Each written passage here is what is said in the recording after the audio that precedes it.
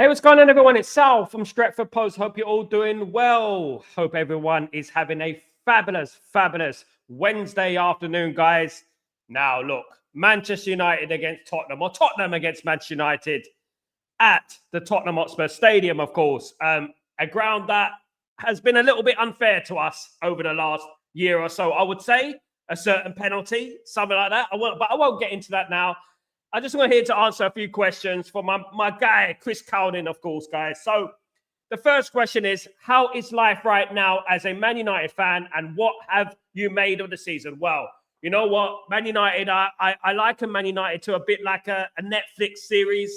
It's been absolutely crazy. We're waiting for the next episode, the next series. Started terribly, been one of our worst seasons in Premier League history, probably the worst season in Premier League history. Of course, Erik ten Hag lost his job.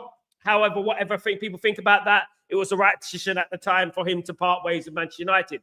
But we got, obviously, Ruben Amorim, so there is a little bit of light at the end of the tunnel. And we've had some good moments this season. Don't get me wrong. The Man City game was absolutely fantastic. A great moment there. A great feeling to finally beat Manchester City at the Etihad Stadium. I think it was like 1,279 days since we beat Man City at the Etihad Stadium. So it was a great win. And you know what? Light at the end of the tunnel. Poor season so far. It's got to be better. And we have to move up that table, of course, guys. And that means consistency, doesn't it? Are you happy with the new manager appointment? Absolutely delighted with new manager appointment. I think he's one of the best young managers in Europe, if not the world. And I think we're extremely lucky to have him. What I like about Ruben Amorim is that he's got a certain aura about him. He is honest. He's tactically astute. And he's ruthless. I mean, we can't ask for anything more. So delighted with the appointment of Ruben Amorim, of course. What are your realistic aims for this season? Oh, wow. Realism, you know what I mean? It's hard, isn't it, when you think about Man United being down in 13th place. But all we can say is that if we get a little bit of consistency, if we can move up that table, that will be good, you know. And I'm looking at, you know what I mean, top five, if we can possibly do that.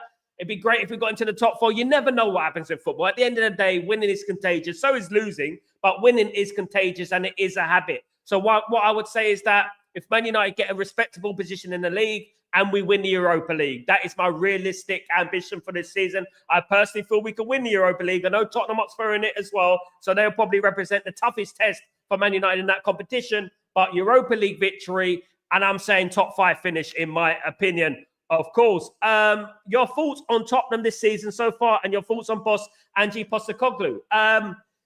It's up and down, a bit like Man United, isn't it? I mean, some results you see from Tottenham, that's why you think, wow. You look at the Man City result, 4-0 away at the Etihad, you think that's incredible. You know, Postecoglou knows what he's doing. On the other hand, you get the results like Bournemouth, and you think, what the hell is going on there? One thing I would say about Postecoglou is a little bit one-dimensional. He knows one way, and he doesn't have a plan B, a plan C, a plan D. And that is the issue with him. In my opinion, he works one way. It's his way or the highway. That's fair enough, but you always have to be versatile and flexible in regards to your tactical approach. You cannot be naive. You cannot play gun-ho football everywhere you go, of course. Sometimes you have to be a little bit cautious, and you have to obviously play your game based on the opponent that you're playing. Because if you're playing away at Barcelona or Real Madrid or even Arsenal, you need to know a different way to approach the game. Even Sir Alex Ferguson approached games differently, moved to 5 at the back in Europe, etc. So at the end, 5 in midfield, etc. So what I would say is that, you know what, Postecoglou is a good manager. I don't think you should get rid of Postecoglou. I think, you know what, you need to give him a little bit more time, maybe a bit more backing in the transfer market.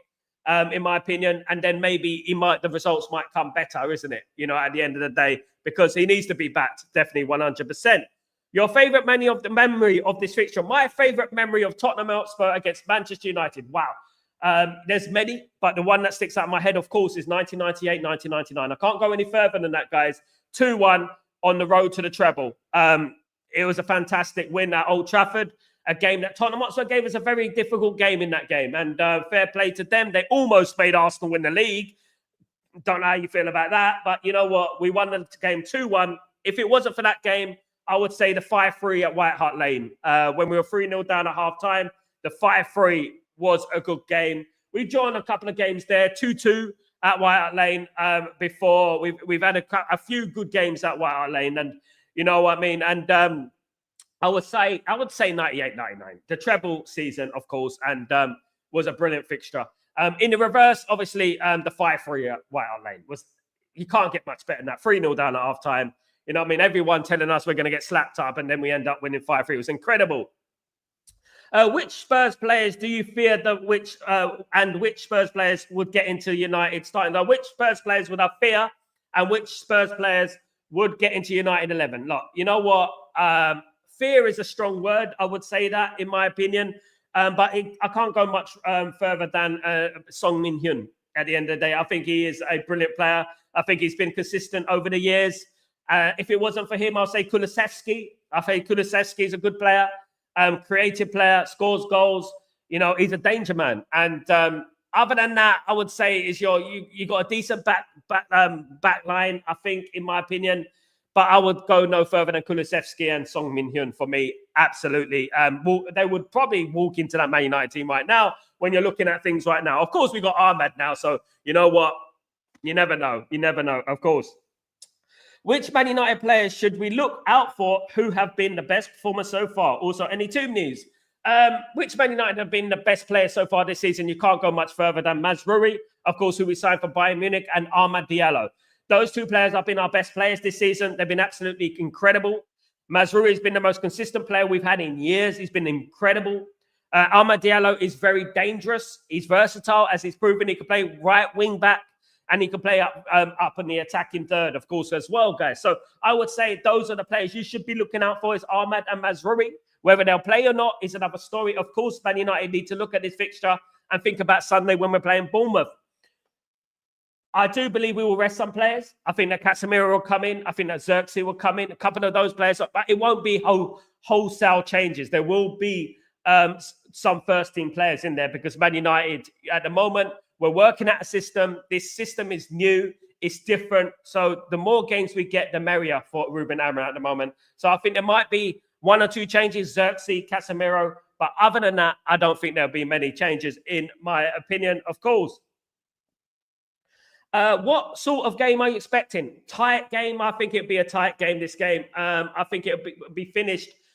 The difference will be 1 goal, 2-1, 1-0, something like that. The first goal is crucial, in my opinion. I think whoever scores the first goal could possibly win the game.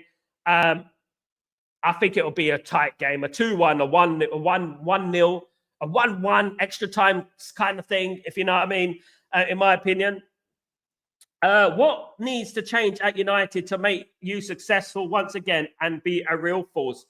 That's the $1 million question. You know, if I knew, I would be on the board of directors right now supporting Man United. But one thing I would say Man United need to do and implement is consistency, is loyalty, is patience, right?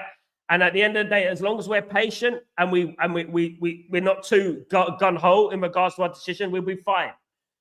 We need to change the squad. There's a few players there that have been there a long time, 10 years, 11 years, some of them, and they've sacked 5 managers. So I would say that we need a complete clear out of all that. I think that Man United need to completely change the culture at the football club from top to bottom, the youth team, etc., all the way up to the first team. And I feel like Ruben Amorim is that man. I feel like we got the right guy in now. Personally, I don't think it's always been the right guy. I think we've almost got the right guy, so to speak. Almost, but it hasn't quite been the right guy. We need a disciplinarian, but we also need someone who can, you know what, work in a modern way with these kind of characters, if you know what I mean. Like, know when to put an arm around a player, know when to give a player a rollicking, you know when to be ruthless. I feel like we got that guy. I think Man United fans, we need to be patient. Number one, right? We need to be patient. And of course, for Man United to truly be successful again, like we were in the old, if that is even possible, is the Glazers have to leave the football club. And that's one thing I would say. Of course,